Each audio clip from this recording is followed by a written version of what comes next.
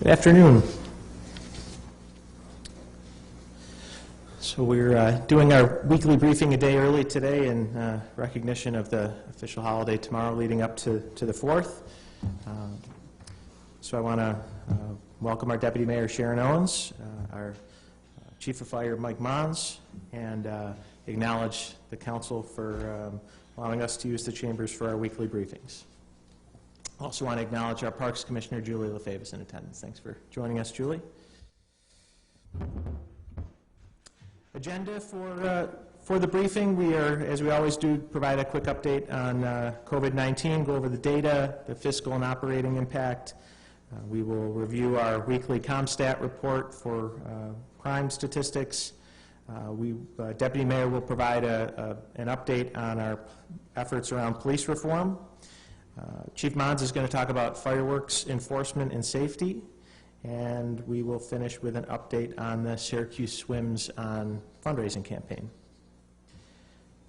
So looking at the COVID numbers, they look pretty good. We have, as of July 1st, just over 1,600 cases in the city of Syracuse total. That's up 61 cases over the past week, and that's a 4% increase. Contrast that with, we're nearing 1,200 recoveries in the city, 1,197. That's up 96 over the past week, and that's a 8.7% increase. So 8.7% increase in recoveries versus a 4% increase in cases. So recoveries basically doubling new cases. That's a good thing, and we want to see that continue. I want to remind everyone that testing will continue today at the Syracuse Community Health Center. We'll take the day off tomorrow, and we'll be back up on Saturday until 5 p.m. We've talked before about the state's early warning monitoring system, so we're going to take a quick look at that. Before we do, just an update. We are in phase 4 of the reopening process right now. As of, I believe, yesterday, we have 572 businesses in the city of Syracuse that have affirmed as part of the reopening process. That's 45 new in the city over the past week. Total countywide is 1,877. So we're continuing to get new businesses affirming and reopening. Again, we monitor this early warning dashboard regularly. It's part of our process with the daily regional control group calls. The one that you're looking at is showing the severity of infections, which is measured by hospitalizations. Our numbers are still well below where they were 4 to 6 weeks ago. We did see a slight uptick over the past week, but no major change. So we still feel good about where we are on infections and hospitalizations. Also on the early warning monitoring dashboard, we are always looking at new cases. So they've really stayed steady over the past 10 days.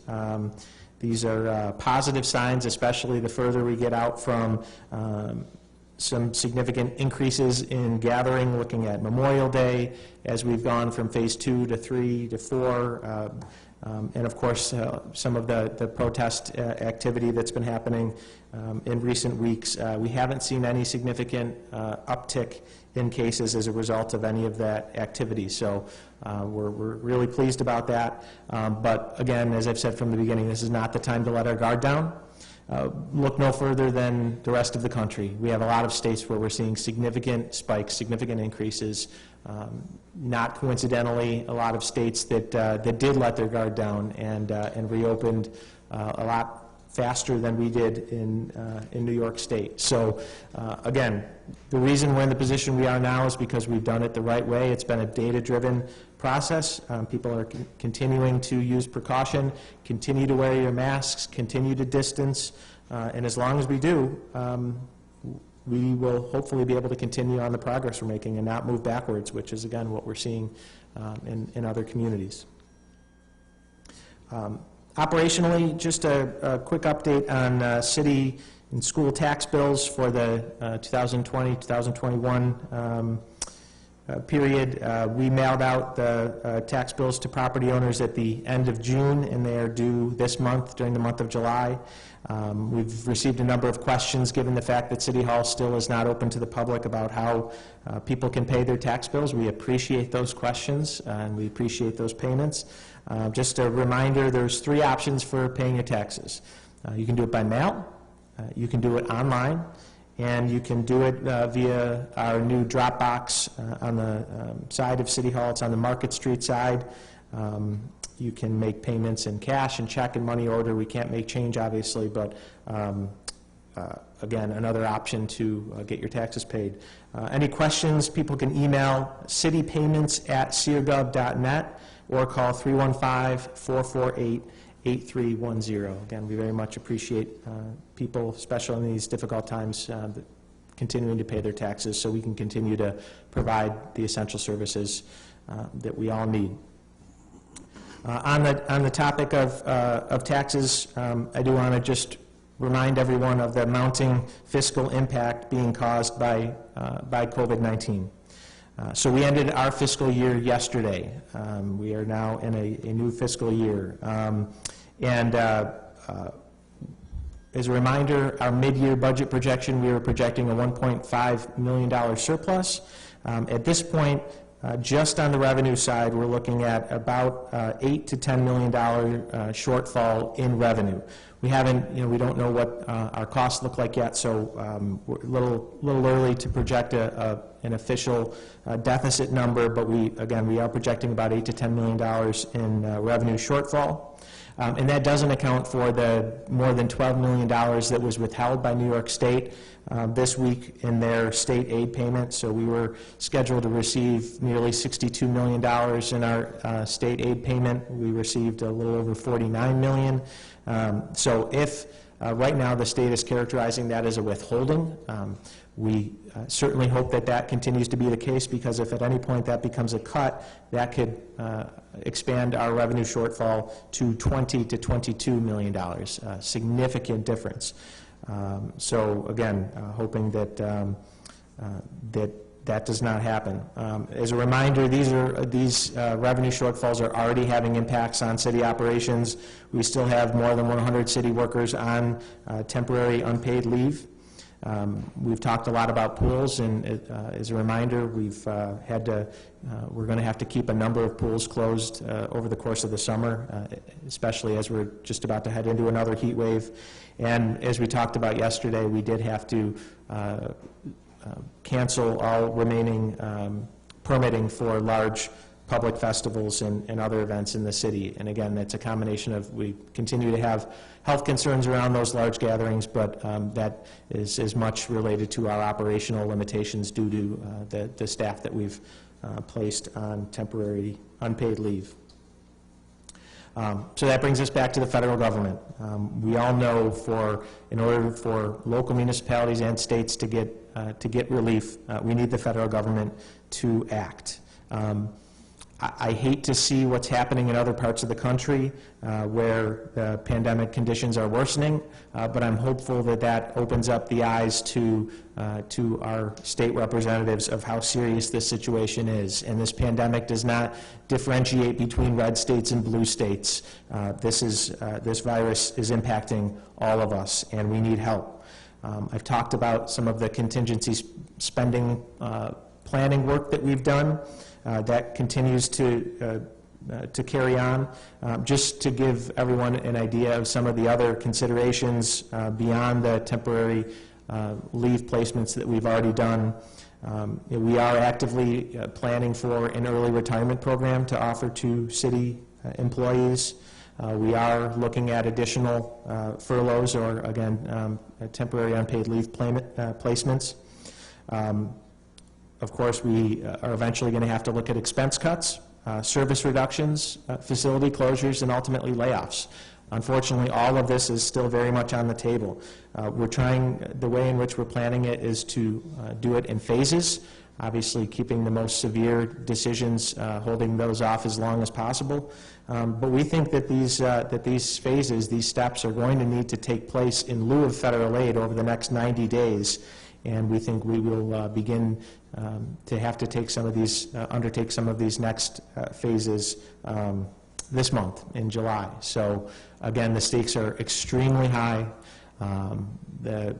We hear from our federal representatives, they're giving us some hope that some action could be taken this month, and it can't happen soon enough. We're already seeing the impacts of these difficult decisions, and it's one thing for me to say difficult decisions, it's another thing to actually make them. And an example being yesterday, I think when we heard from some of the folks that are impacted by the events being canceled, some of them may have been or some of our constituents may have been surprised by that, but that's what I mean when I say difficult decisions. These, and they're only going to get harder. So again, calling on our federal government representatives to step up and to deliver the critical financial aid needed to allow us to continue to deliver the services that our constituents deserve, especially those essential services that have helped us through the pandemic. As we do every week, just a quick update on the census. The self-response rate continues to slow down, which is frustrating. We're at 49.1% self-response rate as of the end of June. That's up just from 49%. We have to do better. We are still keeping pace with our upstate counterparts. Buffalo's at 49.3, Rochester's at 47.4, Albany's at 49.5. We're headed into a holiday weekend. Hopefully folks will have some little extra time on their hands. Just set aside half an hour, get on the Census website, fill it out. It will help all of us. It's safe, it's easy, and again, as we're looking to recover from this pandemic, making sure that we have a complete and accurate count in the census is absolutely going to help all of us to recover. And we are continuing to lag behind the statewide response. We know we have hard-to-count populations in the city. We need to figure out ways to make sure that they're counted. The stakes are extremely high. Also, we're going to look at our COMPSTAT crime report as we do every week. A reminder that these reports are listed on the SyracusePolice.org website. Before I get into the numbers, I just want to acknowledge some news that came out this morning. That there were 3 arrests made and charges filed today related to the shootings 2 weeks ago on the near west side at Performance Park. This is a really important step in finding justice for Chariel Osorio, who was laid to rest yesterday. We're not done, but I want to commend the Syracuse Police Department for their hard work, especially our SPD investigators who continue to do an outstanding job holding people accountable for committing heinous acts of violence in our community. And for those, again, that are participating in that violence or considering participating, please know that if you do, we will hold you accountable. And the SPD has an extremely good track record of doing that. And again, we're not done on the event 2 weeks ago. There's more to come there. On the numbers, looking at our overall Part 1 crime, the good news is despite some of these terrible acts of violence in recent weeks, we still are below our Part 1 crime total last year. We're 7% below where we were this time last year. Unfortunately, last week we were 9% below, so that number is not headed in the right direction. And if you dig down a little bit deeper, it's not a surprise what's impacting that number. It's violent crime. So we're actually basically where we were at this time last year in violent crime. This year we have 568 Part 1 violent crimes, and last year at this time we were at 570. So basically flat. We need to do better than that. Good news is on property crime we're at a solid 9% below.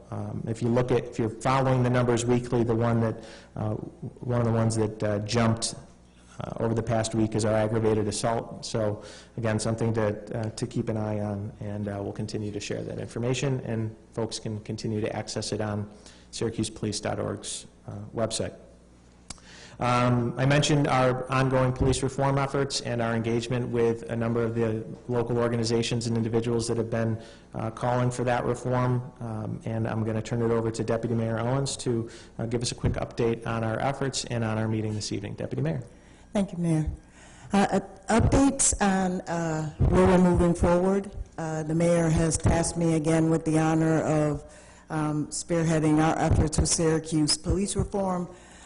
We have convened an internal group to begin to look at the 16 items of the executive order, how they will be implemented, time frames around that. We'll be meeting on a weekly basis. We had our first meeting yesterday to lay the groundwork for how we can hold ourselves accountable in moving that path forward. Another huge part of our police reform will be tonight for the People's Agenda for Police Reform. Designees from the 14 organizations will be here in the council this evening, and they will be addressing myself, the mayor, the chief, the common council president, the superintendent, and the school board president.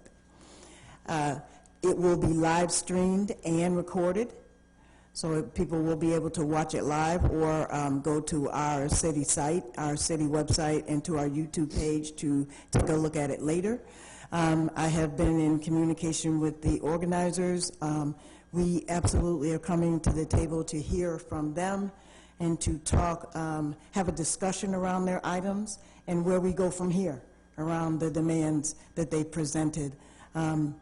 Our community, as you can see, has been fully engaged in this conversation and will continue to be, as will we.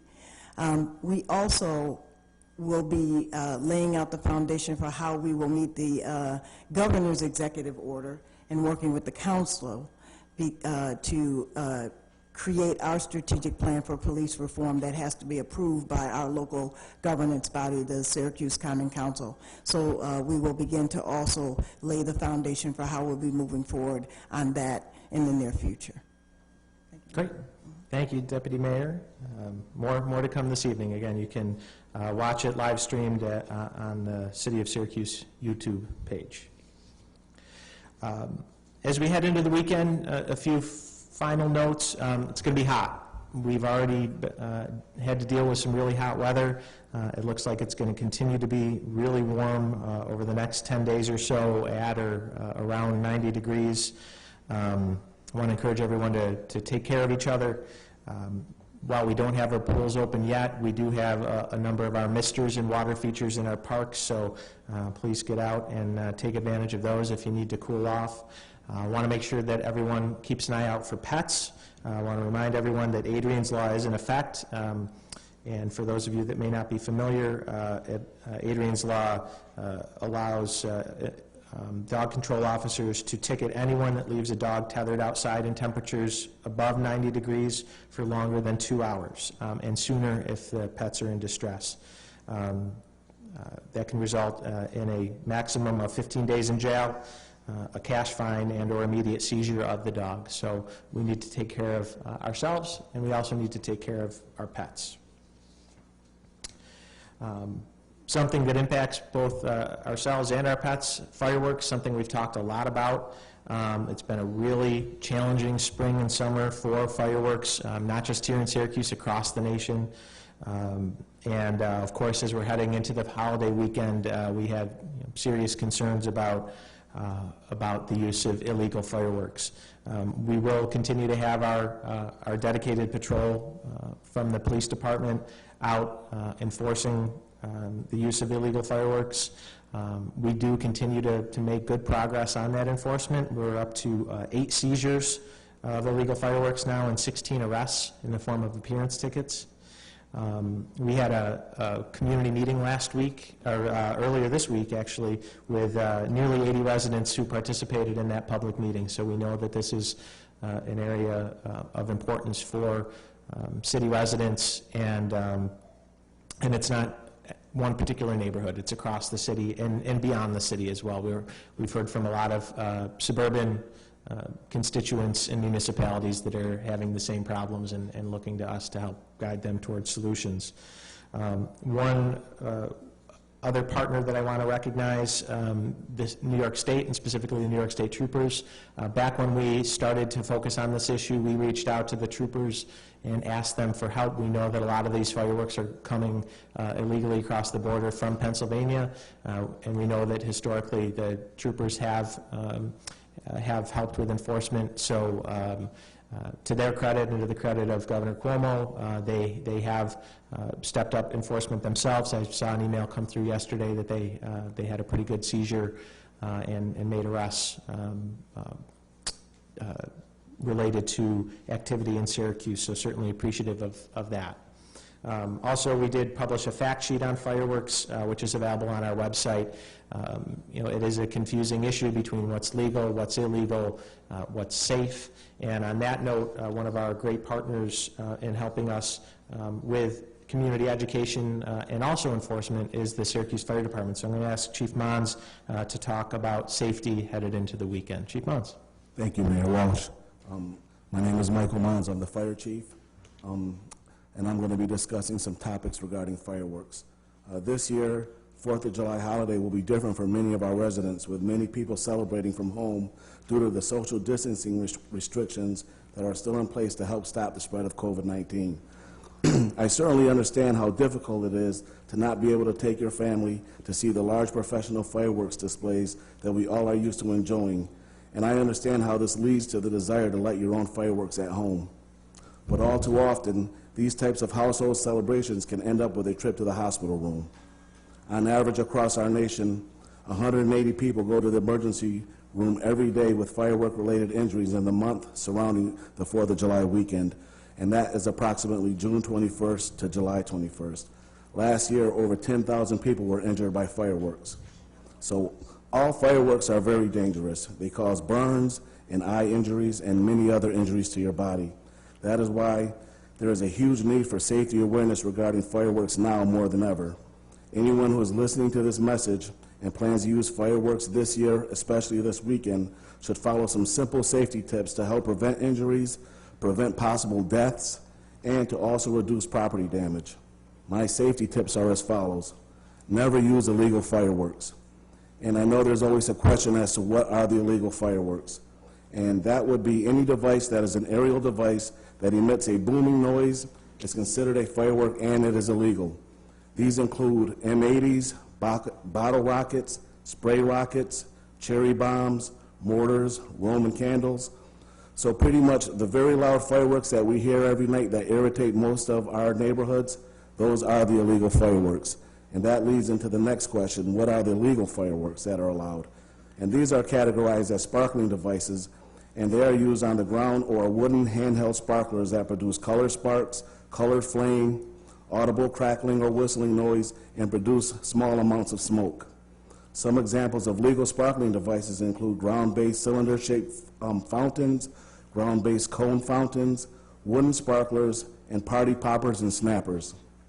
These legal fireworks do not rise into the air, they do not fire inserts or projectiles into the air, and they do not explode. My next few safety tips are to never allow children to play with fireworks. Children should not be using sparklers. We preach to our children all the time never to play with matches, nor do we ever give them candles, so we really shouldn't be giving them fireworks. Let the adults handle the legal fireworks and let the children be spectators. Parents don't realize that young children suffer injuries from innocent-looking sparklers which burn at temperatures of about 2,000 degrees, and that is hot enough to burn some metals and melt some metals. Also, avoid buying fireworks that are packaged in brown paper because this is often a sign that fireworks were made for professional displays and that could easily pose an extreme danger to consumers who they weren't intended to actually get. If you are going to light legal fireworks, always wear protective glasses when you're setting off these fireworks. Never place any part of your body directly over a firework device when lighting the fuse. Back up to a safe distance immediately after lighting any type of firework. Never point or throw fireworks at any other person. Keep a bucket of water or a garden hose handy in case a fire or any other mishap. Light fireworks one at a time, then move back quickly. If a firework does not go off on your first attempt, do not try to relight it, as this frequently causes serious burn injuries. After fireworks are completely burned, or if a firework did not light on your first attempt, douse this device with plenty of water from a bucket or hose before discarding it to prevent a trash fire. Never carry fireworks in your pocket or shoot them off of a metal or a glass container. Make sure everyone is a safe distance away before you begin lighting any fireworks, and keep flammable materials a distance of 10 to 15 feet away from anywhere from using these fireworks. I think this past month we've been very fortunate, well, unfortunate, it could be fortunate or unfortunate, but we were on pace to set the record for the least amount of rain for June, which that means our city is very dry. So any types of fireworks can easily set off a grass fire or any other type of fire. I recognize the temptation to set off fireworks, but I must again emphasize that in addition to being dangerous in some cases, illegal fireworks or legal, they can start fires and cause severe property damage. So far this year, we have had 21 related firework calls that we have responded to, and these types of calls, some of them are caused by improperly disposing the containers that the fireworks come in. Sometimes they come in cardboard boxes, which are easily to catch fire. Other types of fires we've had are from other people aiming fireworks at other citizens and trying to play around and shoot fireworks at them. So those end up landing on grass and causing a grass fire. And we've also had instances of fireworks set off inside of a building, activating the fire alarm system. So under no circumstances shall any fireworks be lit inside of a building. Real quick, just to go back to a couple points of safety. Last year, 10,000 people were injured by fireworks. 57% of those people were injured with burns. People were most likely to hurt their hands and fingers with these burns more than any other part of their body. So if you're around somebody this weekend that is suffering an injury from fireworks, please call 911. If you're around somebody that is burned, run the affected area that is burned of the body under cool, not cold water for approximately 10 minutes. Once it is cooled, cover the area in moist, sterile dressings to prevent any types of infection. And in closing today, I know and I understand it's hard to entertain children at some times, and it can be very difficult. So I would like to just suggest a few safe alternatives of besides lighting fireworks, and that is providing your children with glow sticks, playing with silly string, making a mix of bubbles that you can buy different types of glow-in-the-dark paint to make bubbles that actually glow in the dark at night. And you could also make rocket confetti poppers that are safe and they're easy to make. Directions on how to make these and other safe alternatives are on the Syracuse Fire Department Facebook page. So that's all I have regarding fireworks, and I hope everybody has a safe weekend. Great. Thanks, Chief. Chief's going to be doing demonstrations with silly string and glow-in-the-dark bubbles at some point in the future. We'll keep everybody posted. As a parent, I appreciate those suggestions, Chief. No, it really is a matter of safety, and we want everybody to have fun and be safe this weekend and beyond. Which leads me to the last formal component of our agenda, which is to circle back on something that we announced last week. We've talked about the impact of the financial impact of COVID-19 and how that's impacted our operations. One of the areas I mentioned, Commissioner LaFave is here from Parks, where that was immediately impacted was our pools. So we made a decision last week that we were going to commit to opening up 2 of our 8 pools, which we thought we could do responsibly from a financial perspective. But I had asked Parks to put together a plan for opening 4 pools. And that led to us launching our Syracuse Swims On fundraising campaign. We did that in partnership with the Syracuse Parks Conservancy, and we set an ambitious goal to raise $100,000 to open up 2 additional pools over the course of the ensuing week. So we're 6 days into that campaign. Again, we had committed to opening up the pools at Schiller and Kirk Parks on the north and south sides respectively. We had identified our 2 additional pools to open if we achieved our fundraising goal, those being Thorndon on the east side and Onondaga on the southwest side. And it's not really a secret at this point because I know a lot of people have been keeping a close eye on our GoFundMe page, but I am thrilled to report that we have exceeded our fundraising goal in less than a week. At last check, we were more than $5,000 over our $100,000 goal. I am so impressed, so appreciative of our community. And one thing that I love about Syracuse is we rally like no one else. And when you set a goal and it's for a good cause, this community and this city steps up time and time again. And that's exactly what happened over the past 6 days. It was a lot of fun keeping an eye on that GoFundMe page and just watching that number continue to grow. And we had so many people step up to help us. We had very small donations, we had very large donations. I want to thank every single one of those donors, regardless of the size of your donation. I do want to single out a few donors.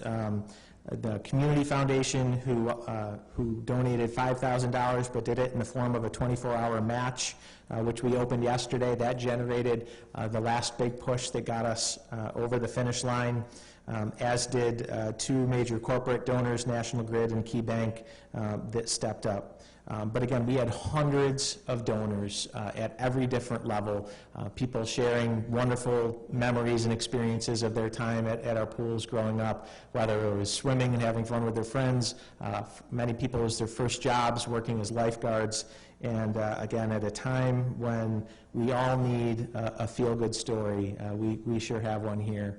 And because of everyone's generosity in our community, we open up the first two pools on July 16th, again, Kirk and Schiller, and July 23rd, we are now scheduled to open up Thorndon and Onondaga. So the goal is to have a pool open in each quadrant. It's certainly not the same as having all 8 open, but to be able to give relief to our young people and our families in the city, many of whom our pools are the highlight of their summer, is just wonderful. And it's just a testament to the caring community and the resilient community that we live in. And I want to thank everybody involved in making that happen.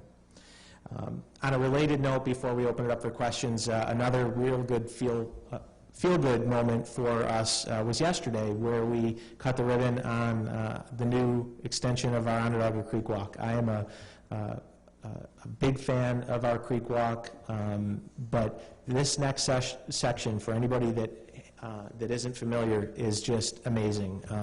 It's 2.2 miles, so when you add that to the existing part of the creek walk, we're I think over 5 miles now, extending from Kirk Park all the way to Onondaga Lake. And the section from Armory Square down to Kirk Park, the new section, is just absolutely beautiful. You see parts of the creek that people have never seen before. The landscaping is gorgeous. Some of the historic architecture along the way is beautiful. And at a time when more people are out using our parks and public spaces, the timing couldn't be better for this amazing new amenity. So I encourage everyone to get out and to get on their bikes, put on their running shoes, and go out and check out the new creek walk. It's great. So, over the past couple days, in spite of some significant challenges that we are all facing, a couple things that we should really feel good about. With that, I will open it up for questions.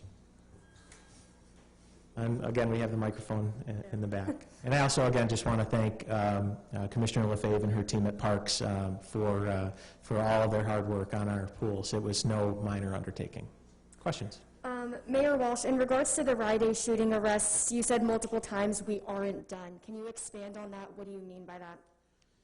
The investigation is ongoing, and those arrests were a significant step forward, but it's my understanding there are other suspects, and that investigation is ongoing. What general message do you have for the community when it comes to violence? This past weekend, we again saw another violent weekend. What message do you have for the community? We cannot accept this level of violence in our community.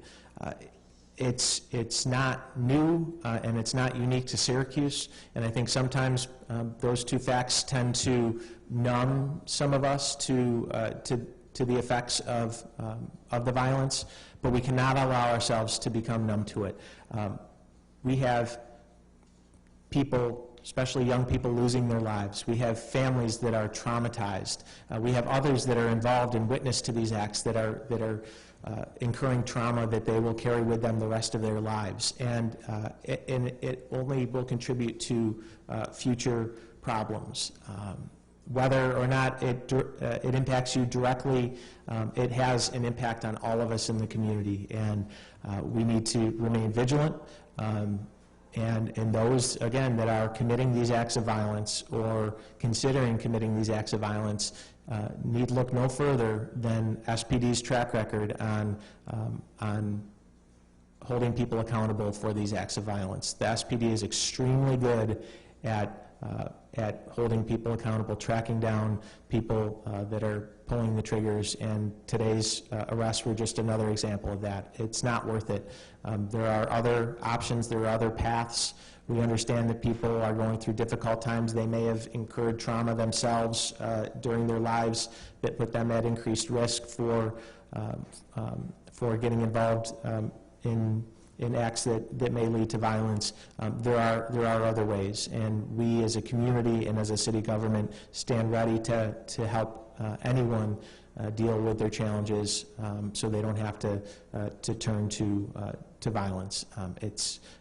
It is taking an incalculable toll on our community that is unsustainable and unnatural, and we're going to do everything we can to stop it. And again, law enforcement, SPD, by the time they're involved, more often than not, it's too late. We need to start way ahead and be addressing many of the issues that we're going to be talking about in this room later tonight: systemic racism, other issues that are impacting our young people before they even have a chance, education, economic opportunity. We need to look at the big picture here. It's not just about law enforcement, but again, for those that do commit these acts, they're going to be held accountable.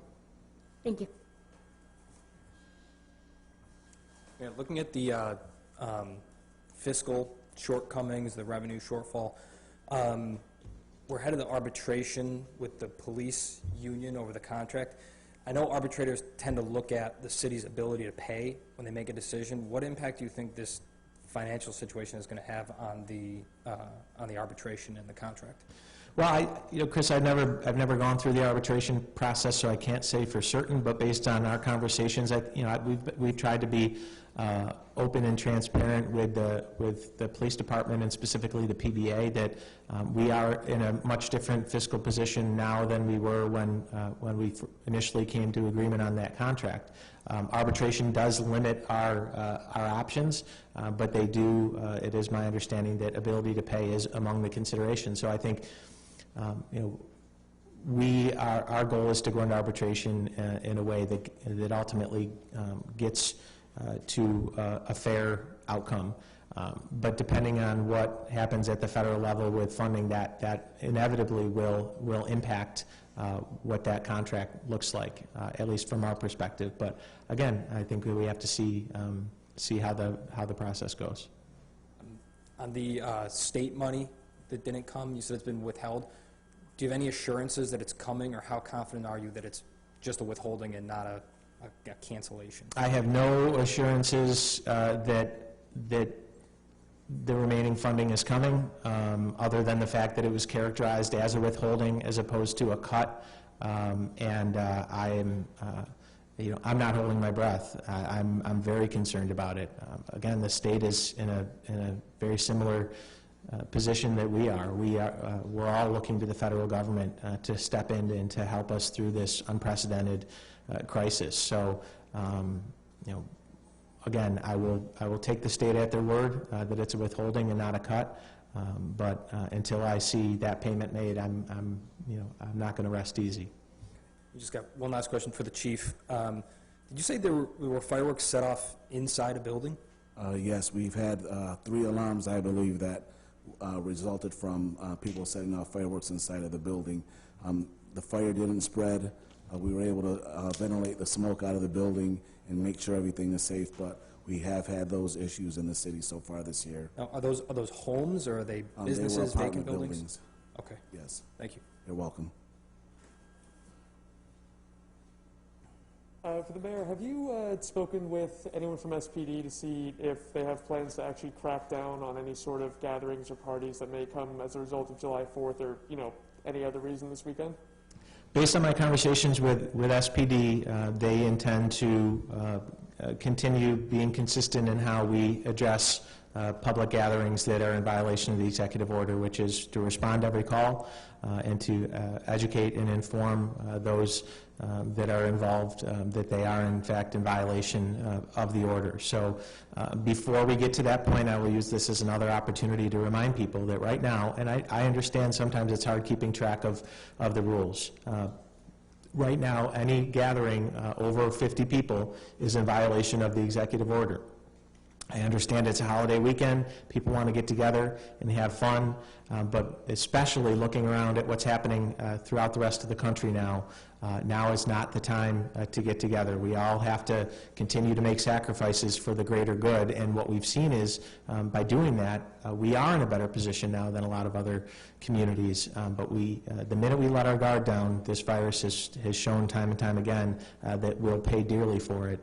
So I ask everyone to be responsible, stay in compliance with that executive order, take care of each other, and again, SPD will continue to respond in a way that's consistent with not only how they've responded, but how other local law enforcement agencies have responded to these incidents. So they won't necessarily break up gatherings of over 50 people? Well, again, the goal certainly is to disperse the gathering. It's how they go about doing that. And what we've said from the beginning is we don't have any intention of criminalizing the pandemic or putting our officers or our constituents in harm's way by using force or aggressively enforcing that order. But absolutely, the goal and the intent on every one of those calls is to get that gathering to disperse, but we're trying to do it in a safe and respectful way. And then last question on a different topic. Do you have any update as to whether or not you're close to a decision on what will happen with the Columbus statue?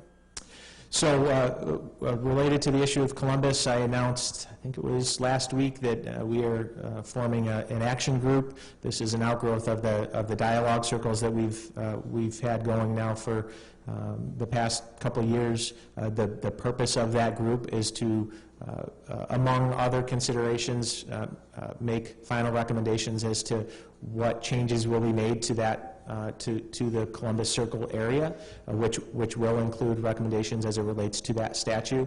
I've said that the status quo is not acceptable in Columbus Circle, so there will be changes, but we're going to be consistent with the process that we've laid out as we move towards action. So the next thing that people can expect to hear from me is an update on the members of that action group and the time frame in which we intend to take action. Thank you.